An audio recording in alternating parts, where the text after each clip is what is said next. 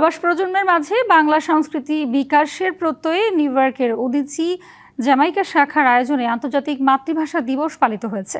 New York প্রতিনিধি কানু দত্ত জানান, কুইন্সের জ্যামাইকায় star কাবাব party হলে আন্তর্জাতিক মাতৃভাষা দিবসের অনুষ্ঠানমালায় ছিল নানা আয়োজন। অনুষ্ঠানে ভাষা দিবসের আলোকে ছোটদের চিত্রাঙ্কন, গান, কবিতা, তবলা আর নাচে মুগ্ধতা ছড়ায়। ফলু রায় চৌধুরীর সঞ্চালনায় একুশের তাৎপর্য তুলে ধরে বক্তব্য রাখেন সংগঠনের সভাপতি আশিস রায় ও সাধারণ সম্পাদক হিরু চৌধুরী। যুক্তরাষ্ট্রের বিভিন্ন প্রান্তের উদীচী নেতৃবৃন্দ ছাড়াও অংশ নেন সংস্কৃতিপ্রেমী প্রবাসীরা।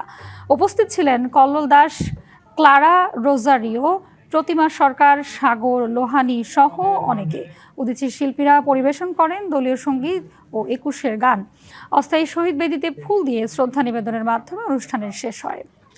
এবার নগদে পাচ্ছেন হেলিকপ্টার অফার, তাই কেনাকাটার পেমেন্ট নগদে করুন আর বুঝে নিন ২০০০ টাকারও বেশি ক্যাশব্যাক সহ হেলিকপ্টার রাইড। পেমেন্ট শুরু করুন আজই।